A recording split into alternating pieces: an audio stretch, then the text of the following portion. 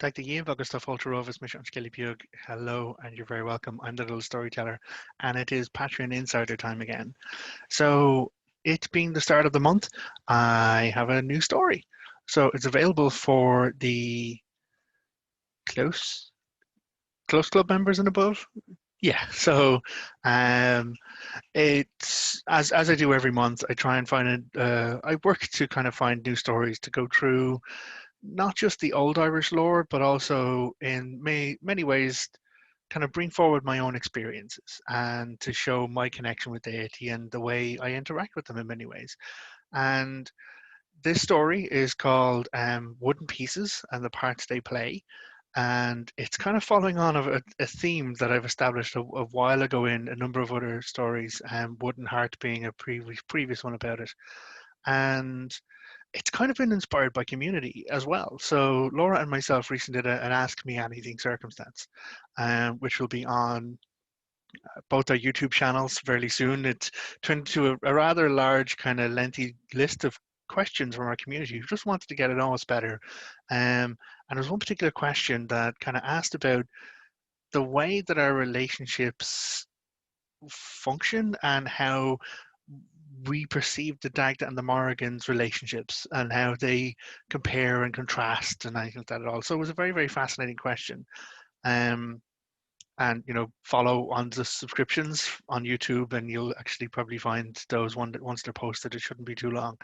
But in regards to the inspiration, it really kind of got me thinking about, not just how we view our relationship with deity, but how deities really view their relationship with us. It's something that I do kind of like touch on time and again throughout my themes and throughout my stories. But this one was a rather fascinating one, given my own personal history with both the Dagda and the Morrigan. And so yeah, it's kind of an exploration along those lines, and it does pull upon some very standards and well-known circumstances of the Irish lore as well. There's one thing that we know about the Dagda's lore specifically is that he, when dealing with the daughter of Indech, in the pre-scale, the pre-stories to the second Battle of Moytura, the Dagda is requested to carry her on his back. And he's like, well, I can't do that until, you know my name. And then three times she has to ask him his name. And it's only on the third time that she asks him that he's kind of compelled to answer. Now, at no point is it made clear if this is a gesh or a magical kind of prohibition or requirement upon him to do so.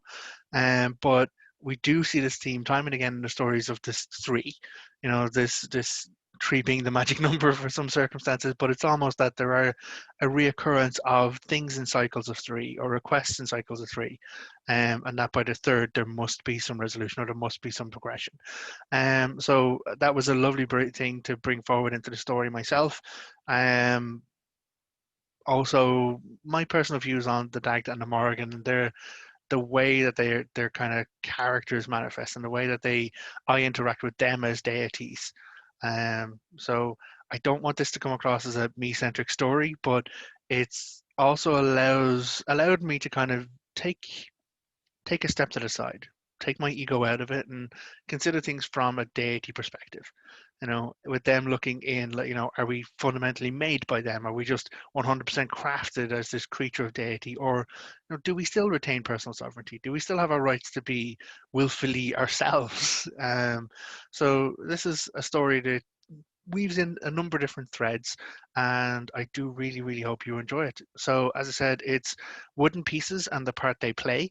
It's available for close club members and above in the Patreon there today. And as ever, thank you very, very much for the support of my work, for being able to do all of this, to kind of engage with my community, to do our Live at Five sessions, to do so much within the Irish Pagan School, and time and again to come back to these stories and to kind of explore pagan relationship with deity in this way. So, Gurav Mahagas, thank you very, very much. Agus Slán. Goodbye.